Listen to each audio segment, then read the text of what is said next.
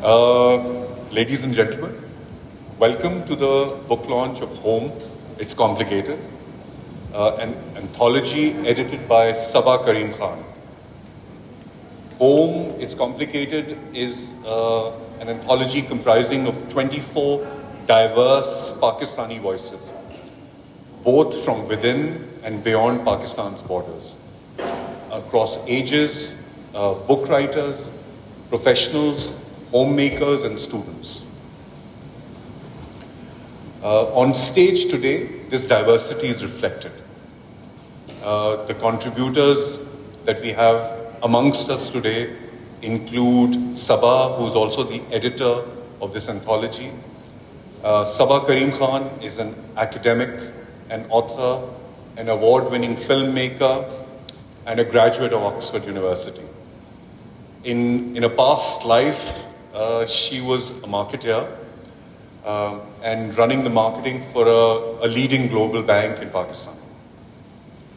Amber is an art and culture entrepreneur who channels her passion for music by providing a platform for talented Pakistani musicians to perform in the Middle East through her company, Ashkar. We are lucky to have amongst us today Zain, who's an award-winning author of Little America. He won the KLF, the Karachi Lit Fest 2022 Fiction Prize, and he followed that up with a second book called The Year of Sound and Heat. He teaches creative writing. He started his teaching career at Habib University in Karachi, followed up by his current employment in Morocco at the Al Akhawain University in the Atlas Mountains. Yeah. The way we're going to run this session today is we'll go one by one amongst each of the contributors, starting with the editor. And then if we have time, we'll do maybe a reading by some, and we'll have some time for a Q&A. So, if I may, starting with Sabah. Sabah, I'd like to kick this session off today by requesting you to take us through the ideation process and the inspiration behind this anthology. Thank you so much, Khurram, and welcome to everybody. I want to start by thanking the ambassador for having us at the Pakistan Embassy. I can't think of a more fitting venue for a book that's titled Home, #It's Complicated, and is about Pakistan. I also want to thank Khurram, you and Zain for flying in for this event. It really adds to, I think, the gravitas of voices that we have on the panel today. Coming to the book, and the ideation, as you asked me. So this was about 2 years ago, interestingly, at the Karachi Literature Festival, where I was speaking to the publishing manager of Liberty Books. And I said to her, look, I'm really interested in people's relationship with home. And as some of you know, I'm an anthropologist by training. So this idea of what home means to people is fascinating to me. Add into that, what does it mean to be Pakistani? That was a question that really intrigued me. And I said to her, Ella, I want to put together a book that explores people's relationship with Pakistan, which is so messy, so combustible, and yet so meaningful. So that's kind of where the ideation started. And if I come to the why of the project, why Home, It's Complicated,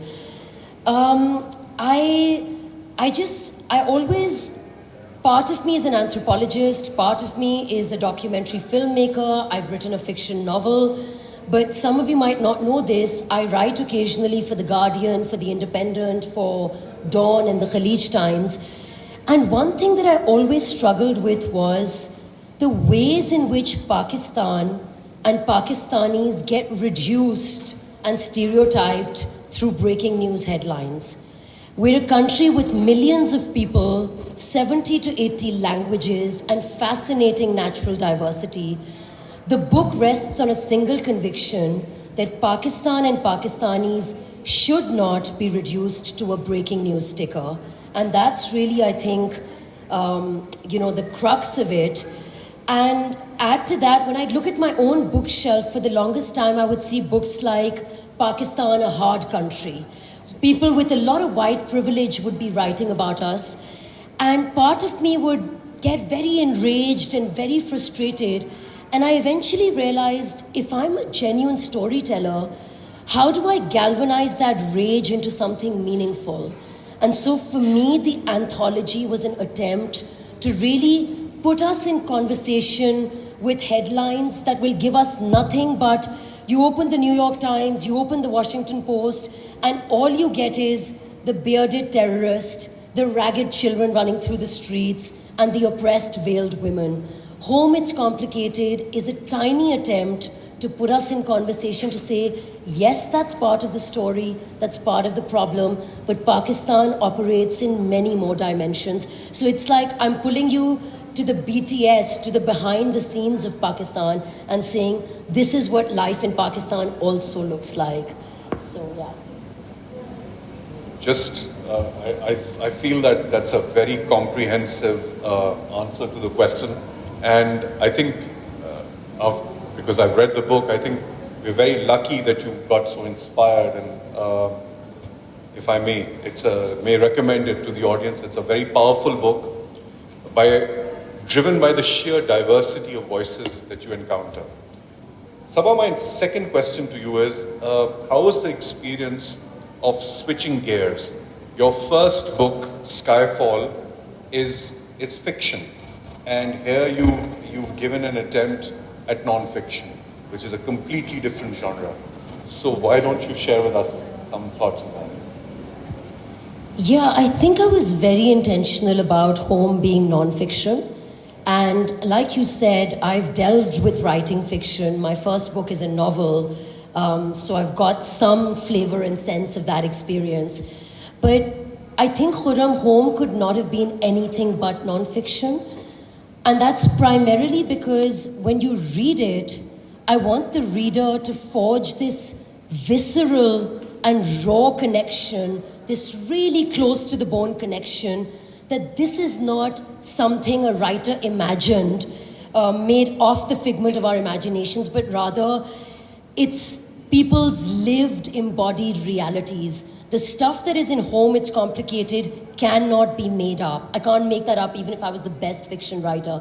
So if someone's written about their father, for example, being murdered in cold blood and left in a car in Karachi, if I, for example, written about the brutal kidnapping of my husband in Karachi, being locked up in Liari, if some other woman has written about trekking Nanga Parbat with 2 small children and finding herself untrapped from patriarchy, I can't make that stuff up, Khurram. And when you read that, it's people's vulnerabilities. I mean, Amber is a great example of a piece that puts her vulnerability, without any spoilers, front and center, and nothing but non-fiction could have captured that, if that makes sense.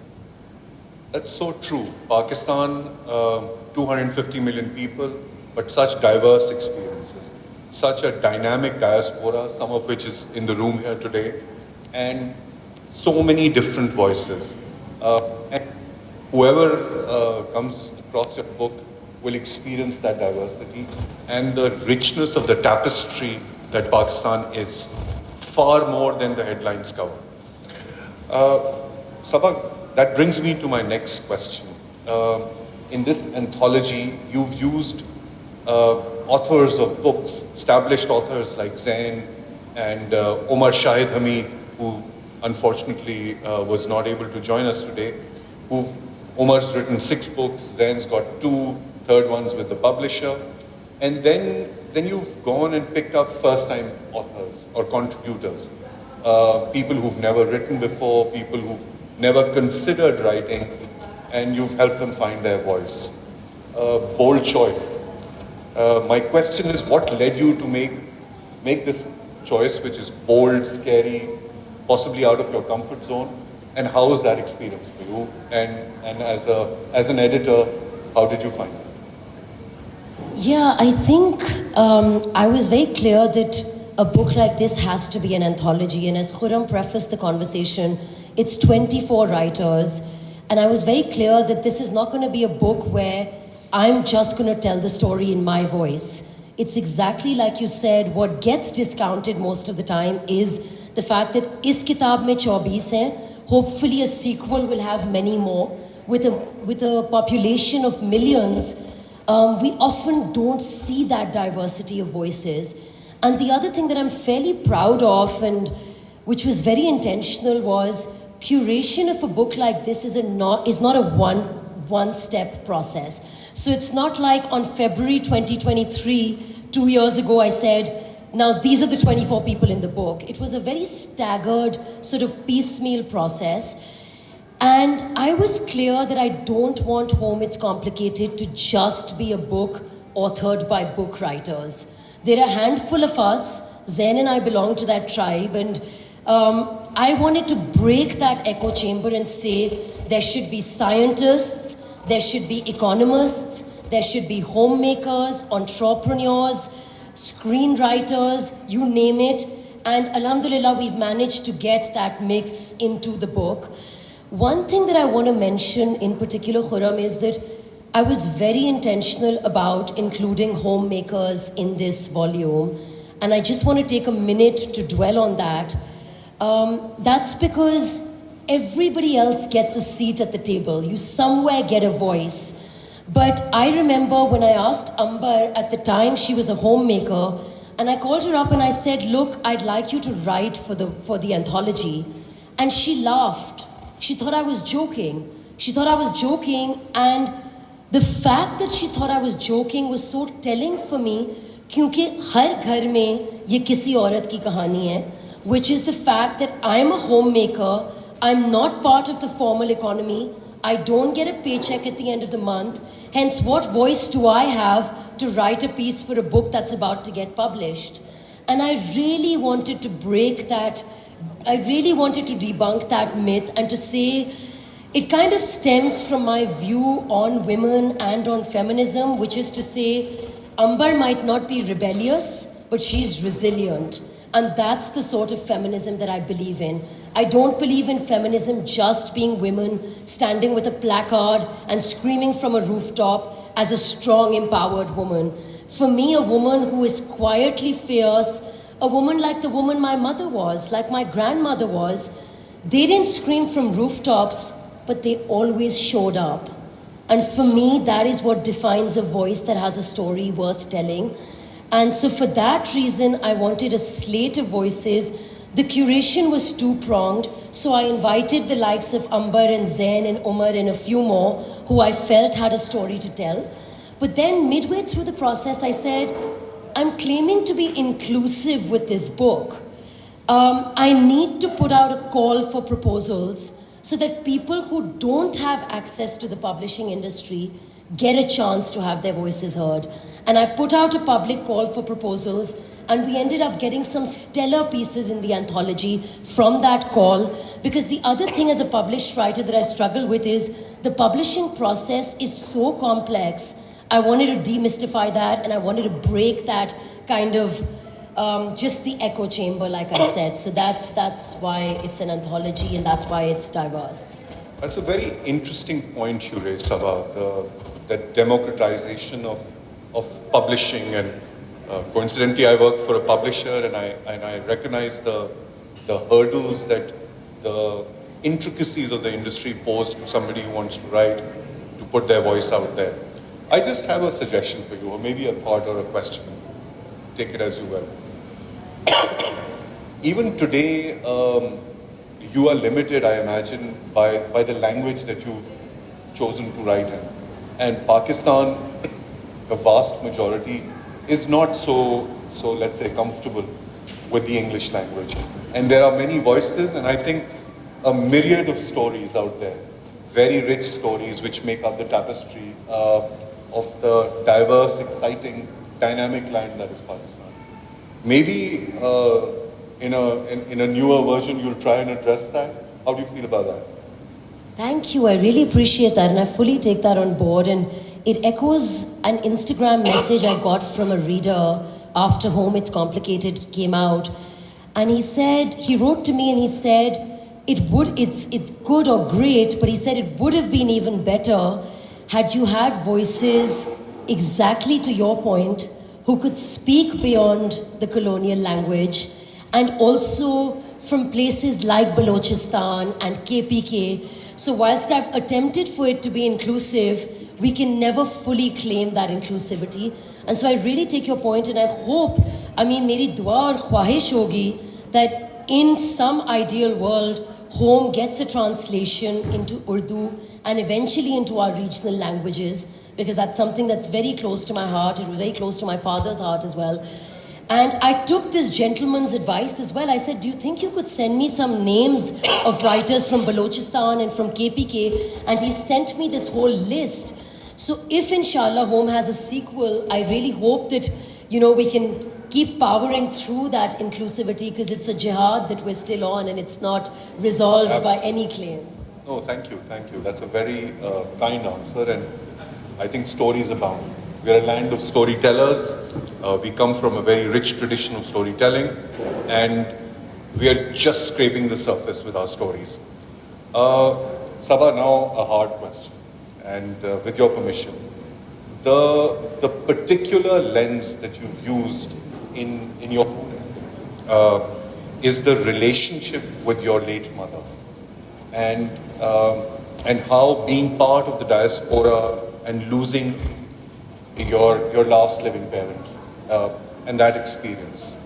And I understand that midway in this project, your mother left us. Allow me to ask about your journey, and was this the essay that you started out writing, or did it change, and how did it change? We'd be very indebted if you could tell us a little bit about that. Yeah, you're right, Khurram. This was not the piece that I started out or intended to write, and bear with me because it's a difficult conversation to have. I think I can't talk about Home without talking about it either, so I respect and appreciate the question deeply. But it's a difficult subject, so I just want to add that disclaimer and bear with me. But it was not the subject matter. I couldn't have imagined that I would have to write about the loss of a parent when she was alive, and we'd had multiple dynamic conversations, as all our parents are deeply invested unse zyada kaun ho sakta hai in what we do. And she knew about Home, and today's been such a tough day because just thinking about coming to this launch has been so bittersweet, because she would have been the person I'd be speaking to since the morning and through my ride to the embassy, and as soon as I got out of the launch, and that's not a possibility for me anymore. I had scribbled a few notes for this essay of mine, Khurram, last year around March, and I thought I'm going to tackle it a little bit later in the year. And then on April 13th last year, I got a call in the middle of the night at 3:30 a.m., knifing through the night, I would say, informing me that my mother had passed away in under 3 minutes in my brother's arms in Karachi. And when I came back from the funeral, it's that dreaded phone call that so many of us expats stay awake in fear of. Ki kisi bhi waqt the phone can ring and offer us news that we lie awake in dread of. And I came back and I came back from the funeral, and I was back to work in a couple of days. I was catering to my 2 young daughters. Life was just as mechanically going on as it could. But I opened up those notes because it's the only thing I knew that I think could keep me quasi-sane, which is storytelling. And I said, okay, I've got to tackle this piece. And in those notes, I'd written a number of fears that define my relationship with Pakistan. Fear number 1, fear number 2. And one of those fears was, will the phone ring in the middle of the night, offering news that we stay awake in dread of? And the mess of it is, Khurram, that in my life story, that fear realized itself. So it was no longer just something scribbled with a pencil on a notebook that I could romanticize and write a nice little piece and publish about. And I came back to the piece, and it got me thinking, what happens to your relationship with a place when the people who define it for you are no longer there? The people who are anchored in it, in my case, both my parents, are no longer there in flesh and blood. And I looked, in my piece, I've explored grief and loss through a two-pronged angle. One is this really visceral and helpless feeling that you have when you get out at Karachi airport. I was there with Amber for the Karachi Literature Festival, and as I got off the tarmac at the airport, I said, Amber, you know what? I'm having an out-of-body experience right now. I can't describe it. Even though I'm rarely out of words, I literally cannot articulate how surreal it feels that I'm going to be going back home to that house, and Ammi will not be there to welcome us. She's not going to be there to ask, what should I cook tonight? I'm going to go to her room, see her things meticulously arranged, and she's not there. And it felt like a part of the connection had severed. But then here's the beauty of it. During my last trip to Pakistan, which was on Eid, I was there, and it was the first Eid after my mother had passed away, which you know is a poignant occasion for a lot of us Pakistanis. And a friend of mine took me to the graveyard at midnight to say, you know what, I'll take you. I know you want to go see your mother. And that experience of being at the graveyard at midnight, and in that graveyard there were lanterns, there were florals, so it was almost poetic. I know that sounds funny because how can a graveyard be anything but morbid? And that moment with that friend of mine in that graveyard with my mother there, not in flesh and blood, forged this really soulful connection with me to my mother and to Pakistan. And so the way I look at it now is, मेरा एक रूहानी ताल्लुक बन गया है पाकिस्तान से. She may not be there in flesh and blood, but I absolutely find Pakistan to be indispensable to my soul and spirit, because that is the mitti and that is the soil in which both my parents lay buried. So part of the essay looks at it through that lens. So you've answered my last question, so I'll put it back. And I just want to thank you for your candor with which you addressed this last question. Moving on, we'll move to our second contributor, Zain. Zain is like Sabah, he's a published author. He's an award-winning author, and he's got 2 books under his belt. His 3rd book is with the publisher, and I think it'll be even more successful than the last 2, going by how well he writes. His day job is as an academic. He teaches creative writing in the foothills of the Atlas Mountains. Honestly, I'm not sure. It's somewhere in the Atlas Mountains. Somewhere in the Atlas Mountains. The lens Zain has used is very different from the one Sabah has employed. And if I dare say, it's unique. He has used the lens, or rather he's taken advantage of his position as a teacher of creative writing to young people and how they write, young Pakistani men and women, how they've written in his classrooms for him. And he has drawn deep insight into the soul of young Pakistanis today, how they feel about their country. And it's a very fascinating look. Zain, you use a very unique approach in this essay. Your experience as a creative writing professor and how your students, and I quote here, how your students are stuck in the mental dungeons of Buckingham Palace. Would you want to share with this audience this very distinct lens? Thank you, Khurram. You said I have deep insights. Those deep insights are my daily frustrations. Whether in Karachi, in Pakistan, or in Morocco, honestly, you tell an 18-year-old to, just write a story. And when you find that the stories they come up with inadvertently have Linda, have Bob, they're in some bar in New York, or they're falling in love and doing things that you would never imagine them to actually have done in life, you get frustrated and you start to feel like, what's happening? Why are you telling me these kind of regurgitated Netflix modified stories.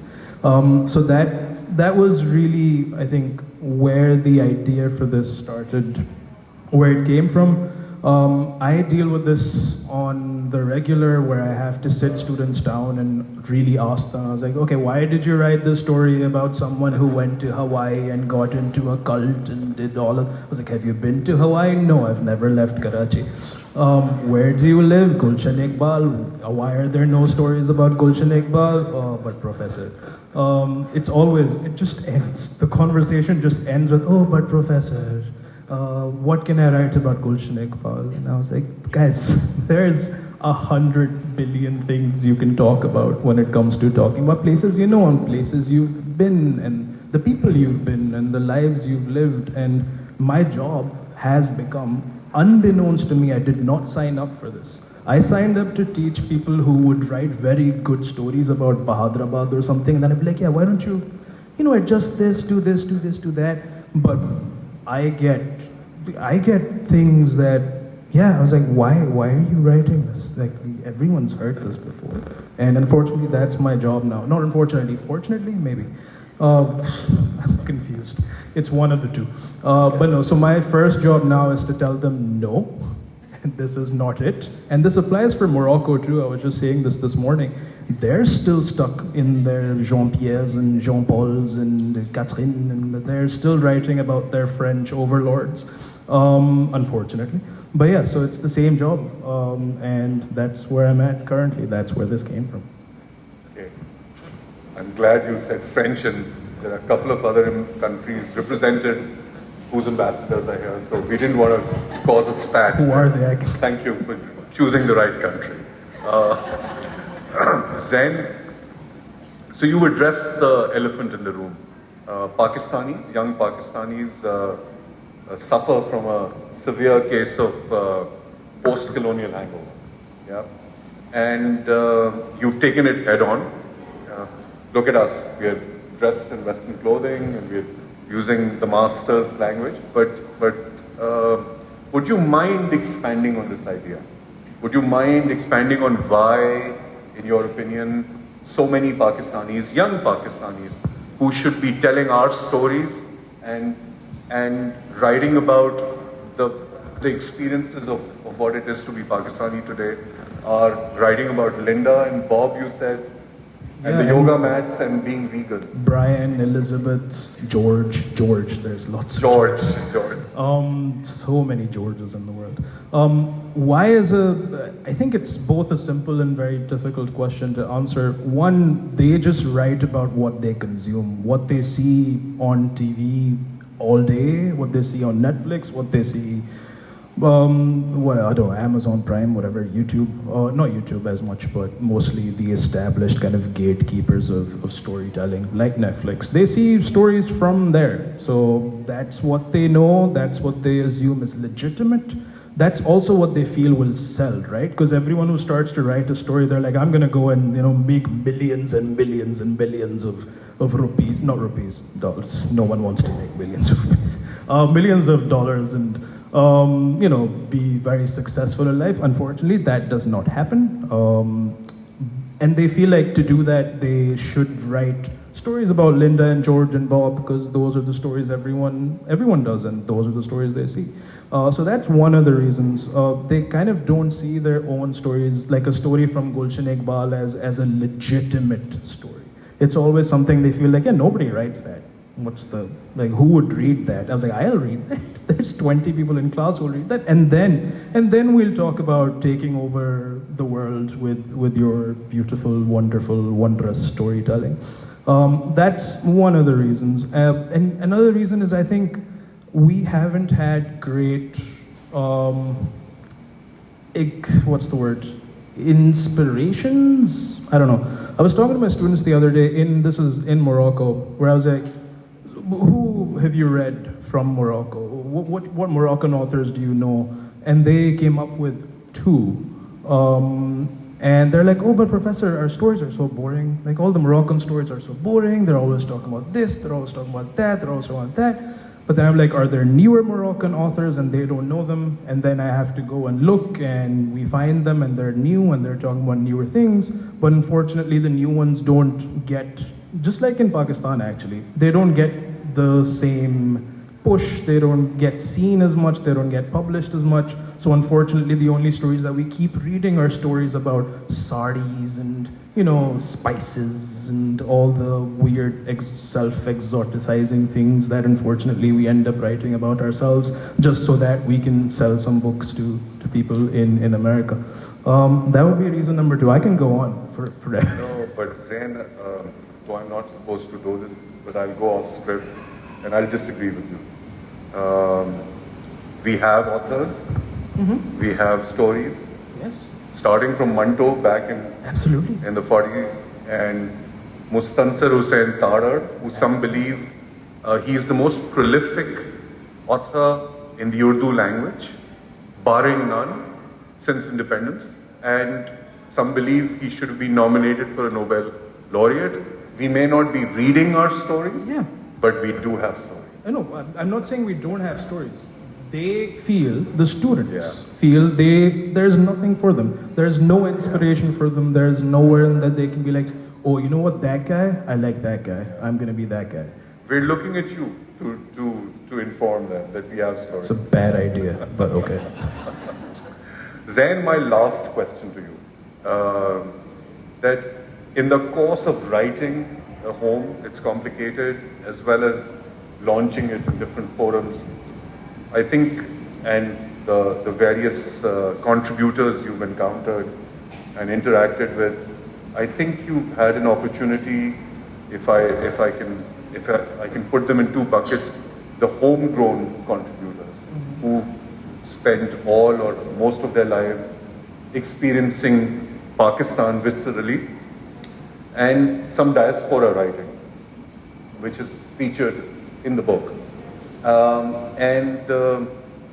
As you were sharing with me that some people have written about Pakistan, the reality of Pakistan. And then there are some who write about the idea of Pakistan, which are 2 very different realities. And why don't you share your experience with the audience? I really enjoyed hearing about it. Okay. I think it was coming off of, we were having a conversation on a similar panel about the book at on another forum, and someone said something about Pakistan and what they think about Pakistan in a way that made me go, and that is what kind of made me, like, they were talking about Pakistan, like, as I was saying to Khurram this morning, of how like a 12-year-old talks about the idea of love, right? They're like, oh, it'll be so good, you know, there'll be flowers and butterflies and rainbows, and I'll meet the person of my dreams, we'll get married, we'll have 6 kids, it'll be, you know, we'll live in a massive house, all of that. Just translate that to someone talking about someone who wasn't maybe born in Pakistan, hasn't spent a lot of time in Pakistan, still, rightly so, holds on to that identity. But I saw that this person's vision of Pakistan was something so detached from reality, or even not even close to reality, because they were talking about the things that, you know, some writers that I was I'm not mentioning, but talking about earlier, you know, they were talking about the language and the clothes and the music and all of those, these self-exoticizing, oh yeah, we have great spices and we have language. I was like, come on, man. Like, if we can't move beyond that now and start looking at what the thing really is, we keep saying solution again and again, saying solutions again and again isn't a solution. How do we see what it is, and how do we change what it is if our idea of Pakistan remains this ideal idea, right? This place of, this place that we've kind of exoticized ourselves in our head in some way, maybe to explain it to someone. That's actually what the first book that I wrote, Little America, was about. It was about these 2 versions of someone who didn't know anything, kind of trying to fix things, and then someone who was here trying to see, hey, can we make this little community that didn't follow the rules of Pakistan in Karachi and see what happens. And what happens is, yeah, not good as you would imagine. But yeah, so I feel like diaspora writing, people who writing or just art by people is 100% a valid form of expression. But I think it is actually I've begun to notice it's very different from Pakistani writing. Just like Indian diaspora writing is very different from writing from people who come from India and other countries. It is a whole different thing. But yeah, I had a very fun time at that panel. I'm just gonna. So you know, for the audience, I think the interesting thing is that if you do happen to read the book, you'll hear both voices. You'll hear diaspora voices, folks like yourself who maybe a few years, maybe a few decades back chose to move out. You'll hear voices of people who write about the lived experience of being in Pakistan. And then there are voices of first generation immigrants whose parent took the choices, moved and have chosen to raise their children in lands away. There is an experience of the idealized experience or the lens of being far away but yet connected, roots. So very interesting. Thank you, Zain. That was very nice. And I'll move to our last panelist. Last but not least, the very eloquent Amber. Amber, as I said, is an entrepreneur in the art space, and she's very talented vocally, and she now channels her talent by promoting other voices and giving them platforms in the Middle East. Amber, you chose to, let me quote, because it's really beautiful. Between what is said and not meant, between what is said and not meant, and what is meant and not said, most love is lost. Khalil Gibran. You chose this very beautiful, powerful quotation from Khalil Gibran to start your essay. And it's before you start your essay. Would you mind sharing with us what inspired you about this quotation? Thank you, Khurram. So, Khalil Gibran's quote resonates very deeply with my essay, with my story. And I'll just give a short background of what I've written. So mine is a personal anecdotal account, a brief anecdotal account of my life growing up in the 70s and 80s decade in the city of Karachi. My household, like many others of those times, was dominated by male hierarchy, where the patriarch's role was that of a provider, and the focus was on establishing authority. So similar dynamics prevailed in my household, as well as many people around me that I could see. So these men, these patriarchs, were not villains. They were family men. They doted on their families. They were generous. They were philanthropists. They upheld a strong sense of community. They were well admired and well liked in the community, in the social cachet. And yet, they chose to maintain an iron fist within their own households. So I never could understand why these patriarchs could not extend the same emotional generosity to their own kin, which they did to the community.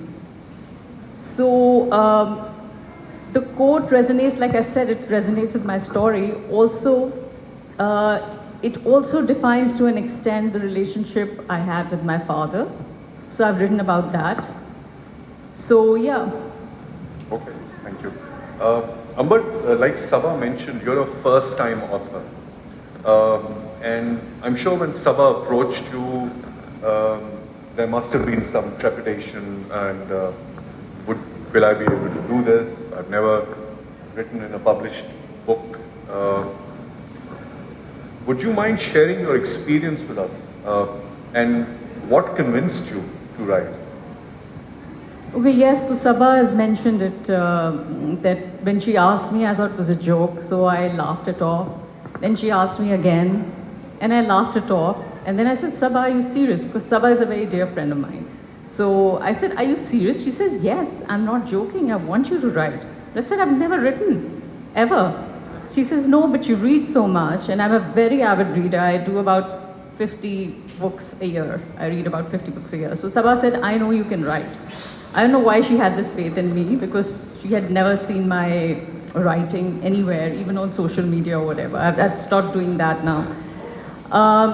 Yeah, so then I thought about it, and I've been wanting to write about my own personal story, because I wanted my kids to know what my life was like growing up and the challenges that I faced and my family faced. And when your children are small, they have all the time in the world for you. But obviously they're not ready to hear, you can only tell them the whitewashed story of your lives, basically. So when they're older, they get busy and they don't have that much time. And it's okay, we all understand. They're busy with their studies, their social life, their social media gadgets, whatever. So I've been wanting to write my personal story. So I decided that, yeah, why not? And it had to be a very honest and an honest account, basically. I just couldn't mince words, like you've seen in my essay. I have not. And yeah, so that was it. Okay. Amber, your essay begins with this line, and I'll quote, fortunate are those whose kaleidoscope of the past is a beautiful sanctuary that brings them nothing but joy when they revisit it. Very poignant, very profound. It's a very strong opening. Tell us about how you went about crafting this opening line. There's a lot of intentionality that's woven into it. Yeah, so I wrote it, it just came naturally to me. I don't know, like, you know, the vulnerability and the emotional weight of my essay could only be penned down. I mean, I could never talk about it. The anecdotes that I've shared in that, which I've never talked about, and I don't think I could ever have talked about with my kids or with anyone. So I think writing brings that in you. It gives you that courage, and you can express a lot more than you can vocally. So yeah, it just came very naturally to me. Amber, tell us how you came to choose the lens of your parental relationships. In your essay, you really dived deeply into your relationship with your father and your mother, both who passed away. And what is your idea of home now? I think Sabah touched upon that. When you lose both parents, you live in the diaspora, like this audience today, what becomes of your relationship with home? So very powerful lens, very visceral. If you can just delve into that a little bit. Yeah, home, it's complicated. The title, it explains. For me, it is, because obviously when I go back to Pakistan, it's not the same. I don't have a parent's home.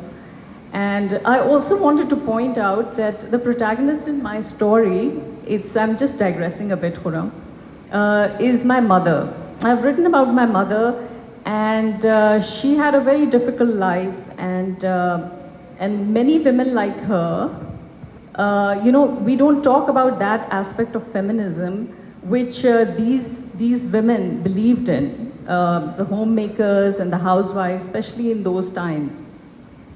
So can I just talk about that? Yeah. So that is aspect of feminism, like Sabah also mentioned, is resilience against rebellion. And it's not just my mother.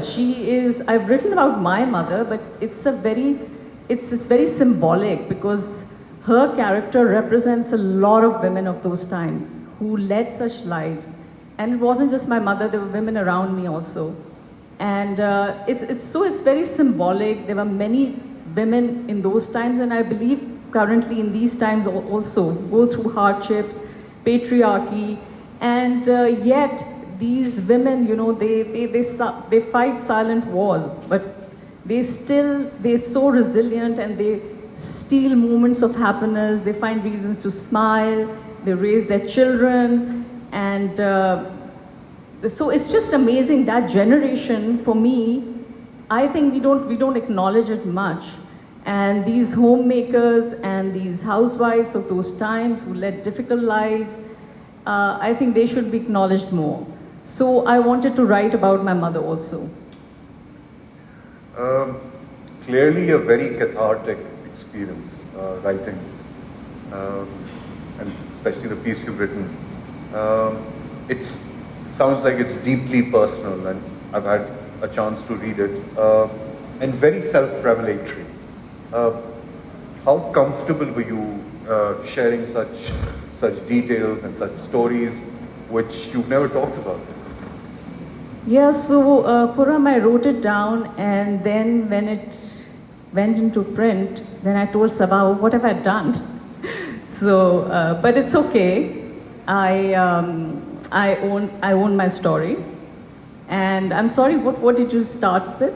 I said, how difficult was it for you? Yeah, it was very difficult, but it was at the same time very cathartic. Right. And you know, what made it worth it was, after reading my story, there were many women who came up to me and they said, your story has inspired us in so many ways. I'm sure. And a lot of them opened up and they talked about their relationship with their fathers. And and someone I know who also started a blog, and she wrote to me that, you know, your story inspired me. So I think we need to talk about these things, we need to break the taboos, and we need to also recognize the brand of feminism, which is ours. We don't necessarily have to subscribe to the brand of feminism the West thrusts on us. So, yeah. I must share, Amber's story. Can I just read a piece just to Of course, please. Yeah, and that also because I'm talking about feminism. I don't want people to feel that women who have difficult lives, who live under patriarchal setups, I'm trying to celebrate martyrdom. I'm not. So I'll just read a small passage. Although I never told my mother any of this, after my father's passing, I used to pray for my mother to be rescued by a knight in shining armor. Many years later, when visiting the same friends over a cup of tea and chit-chat, my friend and I told our mothers about a mutual friend's mother getting married at 50 plus. We were very happy for her and advised our mothers to do the same, to which they cringed and said, "We have finally achieved our freedom. We do not want fetters binding us again." Despite their financial woes, these women who had insecure childhoods and spent the prime of their lives cocooned in environments forced upon them by the male protectors had found peace and happiness. They did not want a man to rescue them. Sometimes it feels like the concept of happiness is overrated. It can be found even in imperfection, and they were prime examples.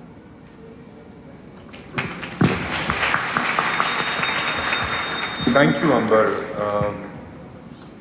Sabah works in the ivory towers of academia.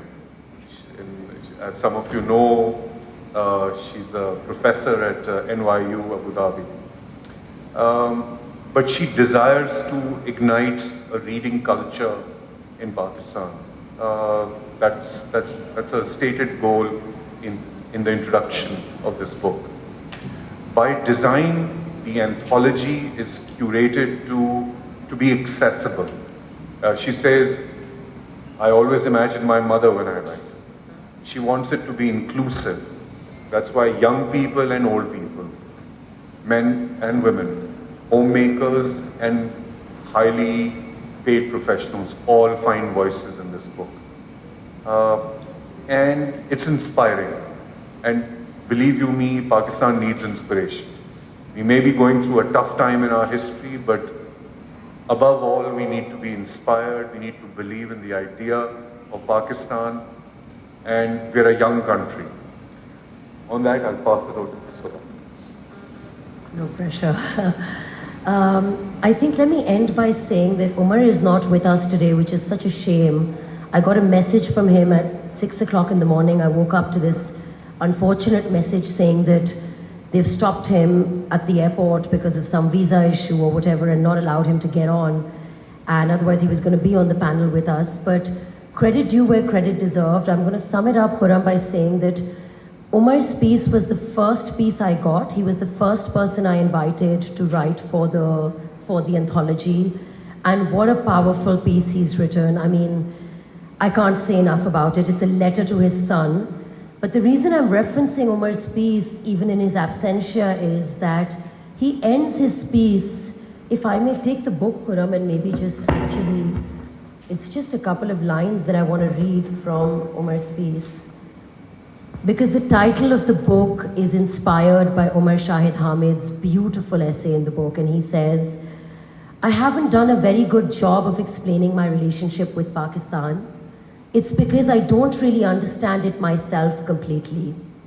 Let me try again in a more succinct manner, in terms that are more recognizable to the social media generation.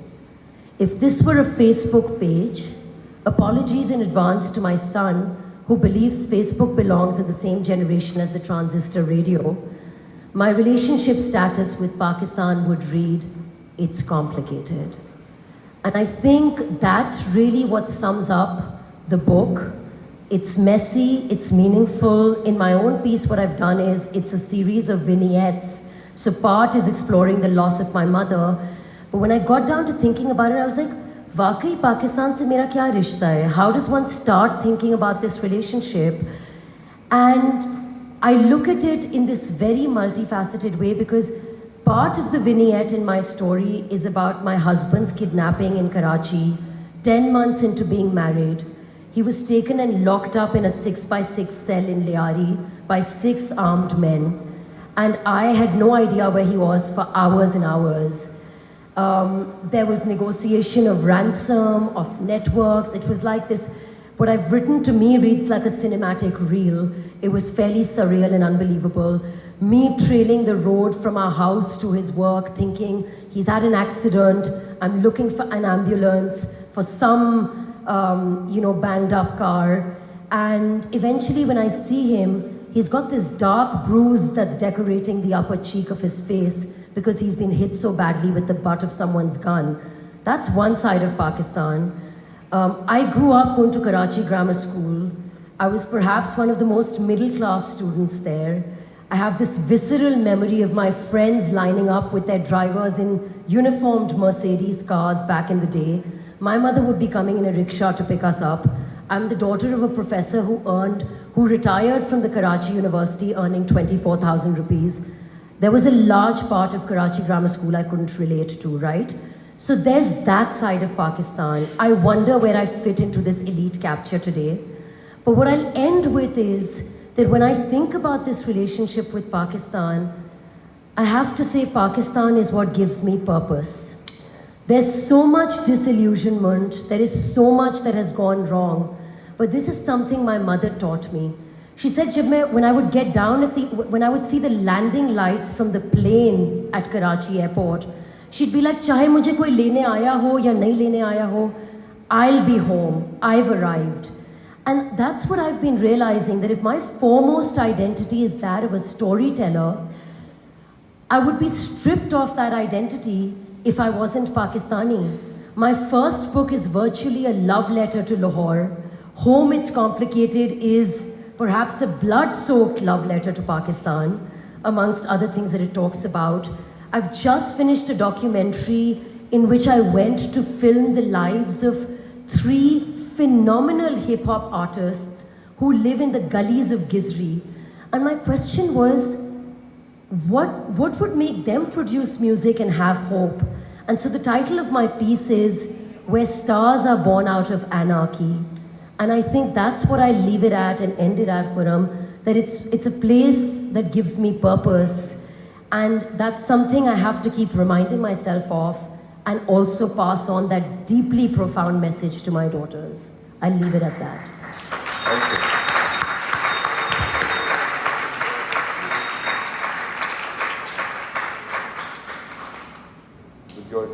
I'd just like to say that you can take a girl out of Pakistan, but you can't take Pakistan out of a girl. And I'd like to end this by quoting maybe one of our foremost contributors for this book, Umar, coincidentally, and I'd taken this out, and I think she's taken a lot of the bang out of the buck, but still, let me give it a shot. For me, these few lines really spoke. Maybe some of you may be able to relate to the message before I hand over to our host, and we can do a short Q&A. But Umar Shahid Hamid, who's a counter-terrorism police officer, he's written 6 novels, which are both critically and commercially acclaimed, translated into many languages. I think he's one of the top male voices in Pakistani fiction today, in my humble opinion. And he writes a very interesting genre, which is contemporary history, slightly fictionalized. So if you're from Pakistan, if you're from Karachi, you can really relate to the stories, to the narratives, to the characters. One politician in his first novel or second novel, his favorite tipple is pakola mixed with vodka. So very Karachi, very Pakistan. Sorry, maybe I wasn't supposed to say that here. Umar writes, my relationship with Pakistan is a complex one. I hate it. I love it. I can't stand being here anymore. I can't bear to be away. It is where my heart has been broken. It is where I have found love. It is where I have witnessed the power of humanity. It is where I have seen the heart of evil. And on that, I'll end this panel discussion, open to questions.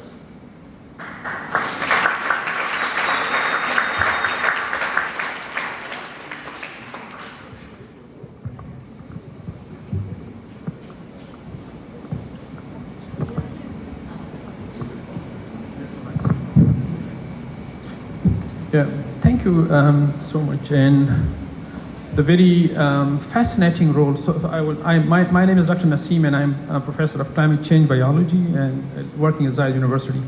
So I was really fascinated and want to reflect on very quickly the role of mothers in promoting or anchoring this whole concept of Pakistan.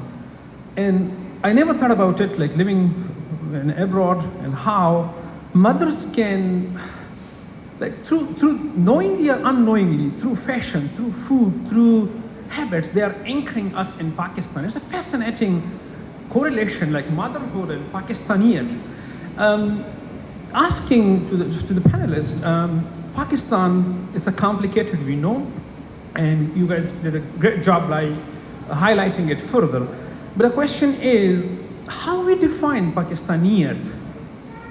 Having all these problems, the political turmoil, the new era, the economic situation, left and right here, the changing world order, in all these situations, and for people, specifically for expats, how you define Pakistaniyat, or redefine Pakistaniyat. Thank you so much.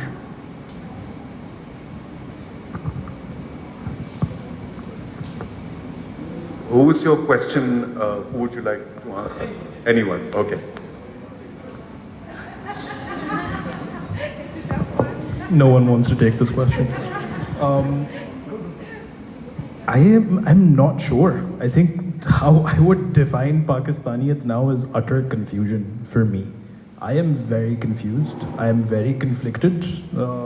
It's very complicated. Those are the words I can use right now to describe what it means to be Pakistani, or what Pakistaniyat is to me. Yeah, I don't think I'm ready to answer this question. Amber, do you have something to add?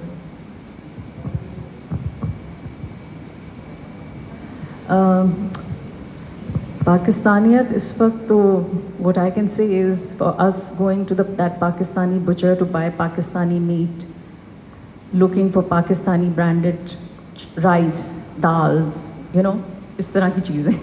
So, and other than that, right now my relationship with my country is best defined by Faiz Ahmad Faiz's nazm, मुझसे पहली सी मोहब्बत मेरे महबूब न मांग.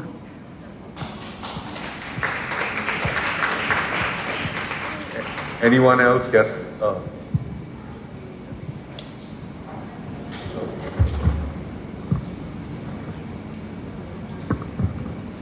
Hello.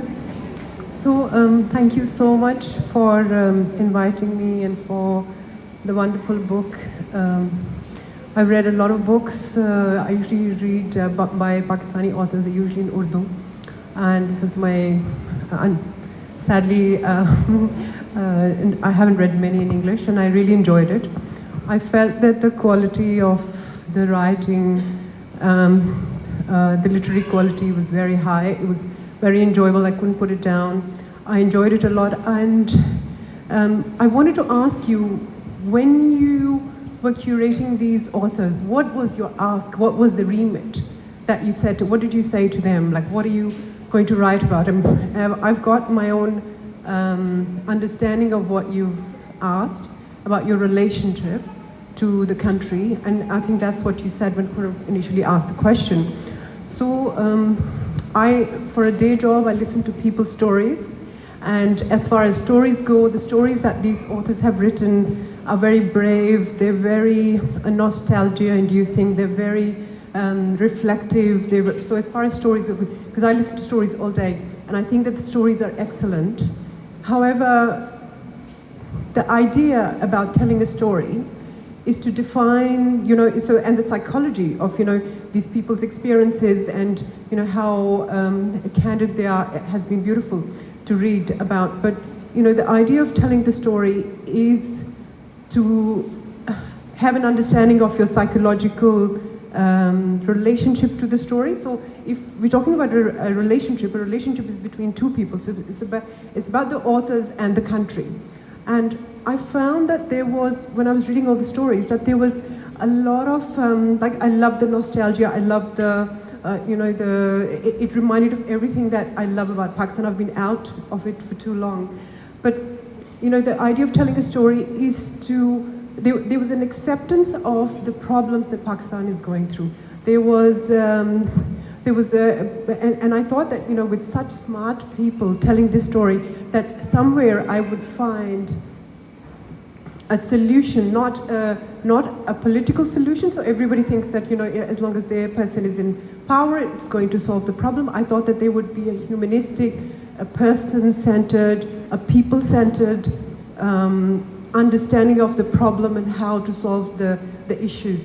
But I did not get that, and I don't know whether that was because of what you asked of the authors, and maybe you mentioned another book, maybe we'll get that there. But okay. I mean, when if I listen... If I may, we want to take more questions. I think we've got your question. You get the question. We get your question. Are you a therapist? I'm a psychiatrist. Okay. I had to ask. Sabah, I think her question is, what was your brief? Yeah. Thanks for that question. I would say that the brief was precisely as we've been saying, which is when I sent out the white paper, it was like, what is your relationship with Pakistan? What does home mean to you? It was as broad as that. In a sense, those people the people who were invited, the idea was place is protagonist in your story somehow. और आपका एक रिश्ता होता है घर के साथ, and that was what we were exploring. I will, again, the beauty of this book, and I think the power of it is that it can be interpreted in a million different ways. I can think of a number of essays that I think offer what perhaps you missed out in. So I have to slightly disagree with you on that, because I think the likes of Dr. Osama Siddique, for example, spoke beautifully about a person-centered approach and talking about, he said, मैं जिस गांव से गुजरता हूँ, मैं जहाँ से गुजरता हूँ, hospitality is the currency. And he ends, if you don't mind giving me the book, I'll just read out 2 lines from his piece, which maybe it would be worth it to go back to, because I was very conscious that we don't want big government solutions, and solution was not, I think, my brief, but in that exploration, people have definitely not missed the mark on hope. The words I ended this talk with, I think, reinforce that vehemently, and essays like Osama's do as well. which I will just really quickly read out to you from. He's on 116. So Dr. Osama ends his essay by, he's a prolific academic and a writer who was at the embassy a few months ago for a fantastic talk hosted by the ambassador. And I'll tell you what he ends with.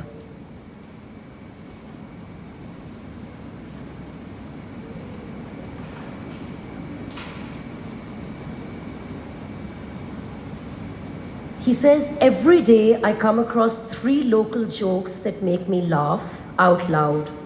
I can start a conversation with almost anyone, anywhere, and find something in common. If I lose my way or if people think I have lost my way, I will be offered directions and a cup of tea. That leaves me with a warm glow. And I think that's where we're talking about the fact that it's not huge solutions at some macro level, which we're not interested in exploring, but these are people's really close to the bone accounts of, my brother's written a piece where the main thing he's led with, it's called Dharti Ma, Farooq Karim has written that, and he talks about how dangerous it is to throw out the baby with the bathwater when we talk about Pakistan, ki ji, kuch nahi chal raha is mulk mein. That's why I was so intentional about ending with saying, Pakistan gives me purpose. I cannot be that hypocrite who sits in the diaspora, writes and weaves stories about Pakistan and Pakistanis, and then says, hey, there's no solution.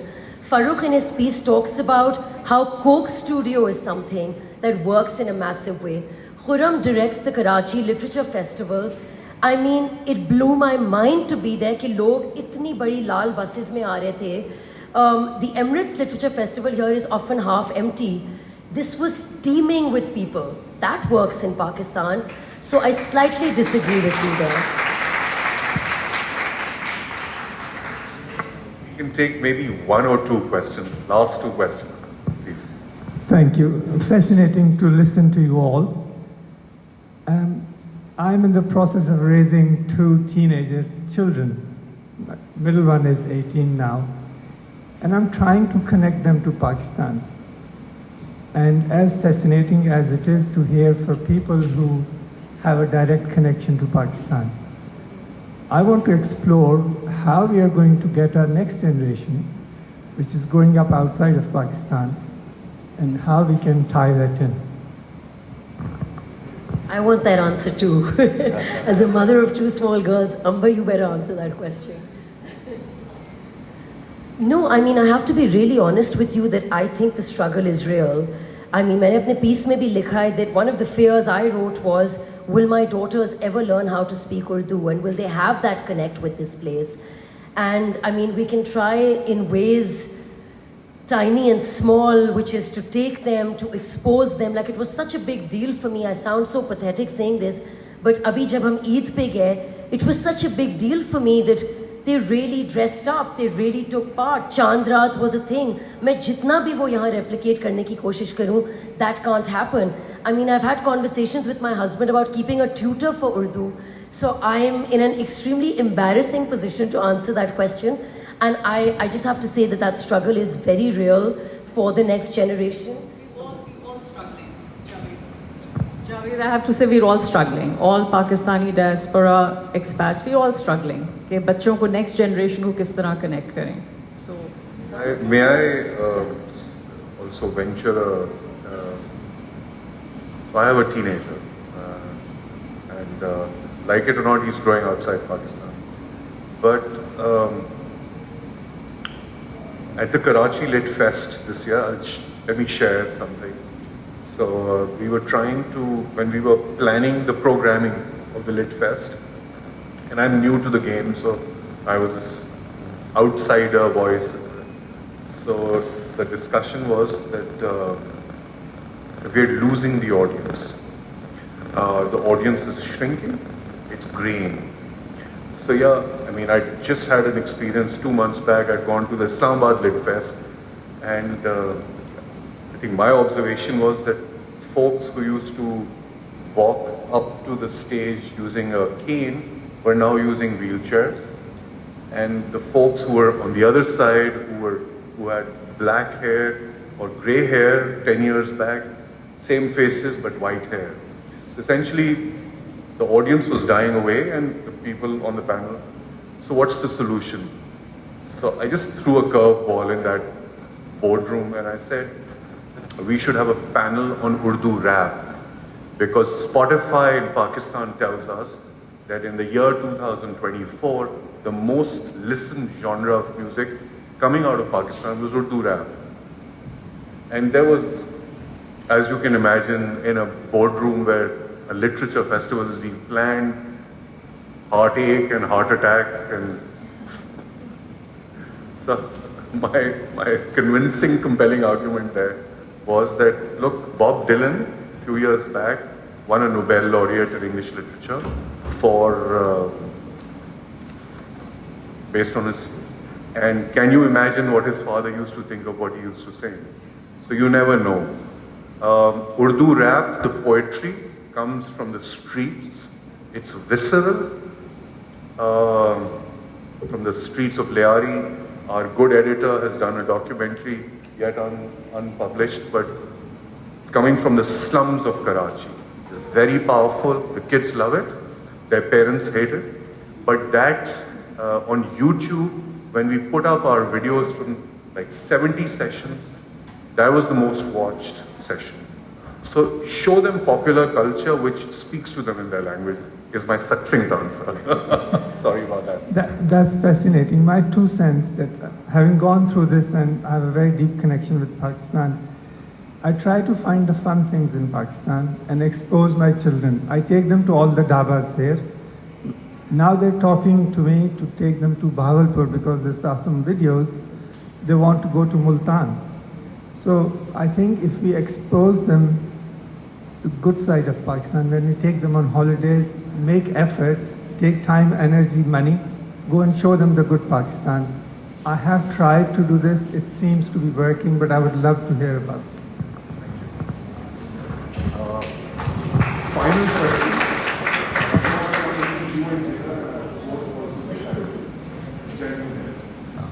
Thank you very much indeed. I will not take much time, but I would like to say that human beings are described as multi-dimensional creatures, and the sole definer of human is relationships. And this is a great blessing that we form relationship within ourselves and in the outer world. Now, all the relationships, what is the most strongest? What is the most lasting? And the answer is love. And how would you define love? Of all the things which I have seen, the best which I have come forward is Rumi's. And he says, love is the acceptance of someone as he is. So, the relationship with our country has to be based on love and love alone. We have to accept the negatives and we have to accept the positives. We have to accept it as a whole. And that is also the essence of a mother's love. And that is why home, and this is what you call as Mother Dharti or whatever you call it. So again, thank you very much indeed. Thank you. It was just a comment and it was great. Thank you. Do we have any further questions? Okay. Yeah, my question is for Sabah Karim. My name is Yusuf Bhatti and I come from... Just keep it short and a question, no comments. Sure. We are exhibitor at a book fair with the name Urdu Books World. My question for her is that we born in mother lab, we die in mother lab. But what is the reason we are not creating a generation which should have moral full character? New generation, they are lacking moral character. This is my question. Thank you very much. Please visit us at Urdu Books World stall. Yeah. The question is, how do we raise children with a moral character? How do we raise children? Yes. How do we raise children with a moral character? Would you mind repeating your question? My question is that we love our mother, we have one family, and we born in mother's lap, we die in mother's lap. We are so involved in our mother. especially Islam. But what is the reason mothers are not playing the role to build a nation? Their character. I have to say that I'm not sure I completely agree with you. I am not sure we can just paint everybody with the same brush and say mothers are not playing that role. I think that I would like to imagine that Amber and myself included, there are lots of Pakistani mothers who are going that extra mile